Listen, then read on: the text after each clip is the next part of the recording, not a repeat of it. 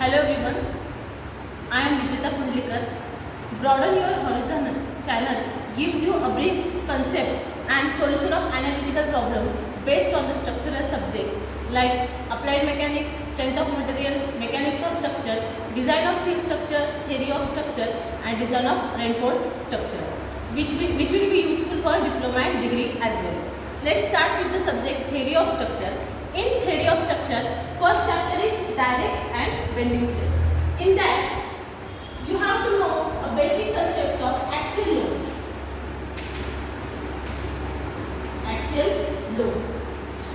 This is column and this is its center line of the member. Cross section of column B, width and D is depth and this is its center point, CG point. Axial load, the load which the line of action of the force coincides with the center line of the member. In simple language, the load which acts at the center point of column is called as axial load. Means line of action of the force coincides with the center line of the member. This axial load produces downward stress which is uniform throughout the section and this stress is known as direct stress, which is downward in direction. Direct stress is calculated by formula force divided by area. If the cross section of column is rectangle, then area will be d into d, and if the cross section of column is circle, then area will be pi by 4 d square. Second concept is eccentric load.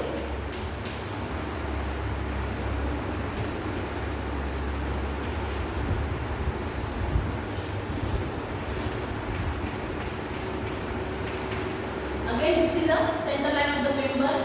Eccentric load is the load whose line of action of the force does not coincide with the center line of the member, which means the load which acted away from the center is called as eccentric load. Eccentric load produces bending moment, which bending moment, this is a cross section, this is width and depth, and here load is acted. This bending moment produces bending stress, which is calculated by formula sigma b is equal to m upon z, where m is force into distance and z is moment of inertia. Z is equal to ratio of moment of inertia to the depth of neutral axis. This bending moment produces bending stress which is maximum in this section and minimum in this section. So this stress distribution diagram will be like this. This is sigma max and this is sigma minimum. If you don't know about section modulus, let me explain what is meant by section modulus. Section modulus is the ratio of moment of inertia to the depth of neutral axis. If the section is rectangle, then z-axis is equal to bd square upon 6 and zyy is equal to dv square upon 6. And if the cross section is circular, then z section modulus for circle will be pi by 32 dq, diameter q. Third concept is eccentricity. What is meant by eccentricity?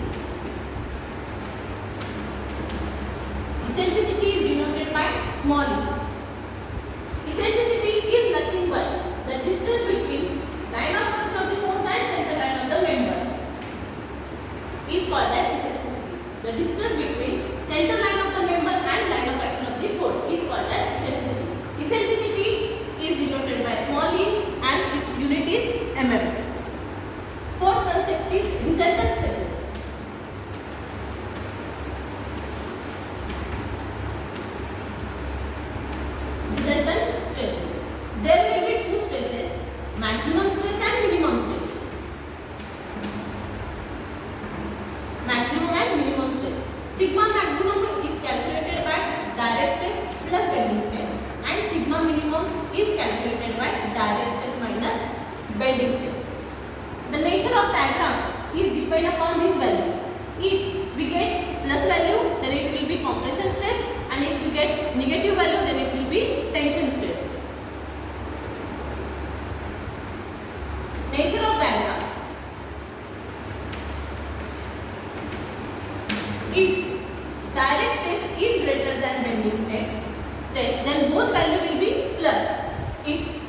Resultant stress distribution diagram is like this.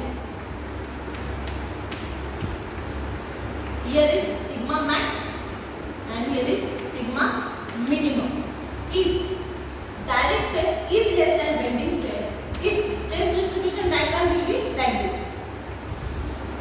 This is compression zone and this is tension zone, because we get here negative answer. If direct stress is equal to bending stress, then the diagram will be triangular in nature. Sigma maximum, because in this direct stress and bending stress, sigma minimum will get 0. Let's start with one numerical problem. This is a rectangular column, 200 mm wide and 100 mm deep, and load is acted on its outer side. This is P, which is equal to 20 kN. Okay. First step is calculate area. This is a rectangular section, hence area will be 200 by 100, which is equal to 20,000. Area mm square. Second step is moment of inertia, I. Load is acting on its x direction, hence we will calculate Ixx. Formula for Ixx is VD2 upon 12. P is 200, D is 100 cube divided by 12. If we calculate this, we get answer 16.66 into 10 raised to 6. Unit of moment of inertia is mm raised to 4. Then third step is calculate direct stress. Direct stress is calculated by load divided by area. Convert this kilonewton into Newton. So load will be 20 into 10 raised to 3 and area is 20,000. We get answer 10 Newton per mm square. Then fourth step is calculate bending stress. Formula for calculation of bending stress is m upon z. M is force into distance. Distance is eccentricity, and z is I divided by 1. Okay. Then 20 10 raised to 3 conversion of kilonewton into Newton. Eccentricity. Eccentricity is distance between center and its load. Then distance is 150. I 16.66 into 10 raised to 6 and y is 50 again. We get answer by calculating this. We get answer is 13.02 Newton per mm square. Then fifth step is resultant stresses.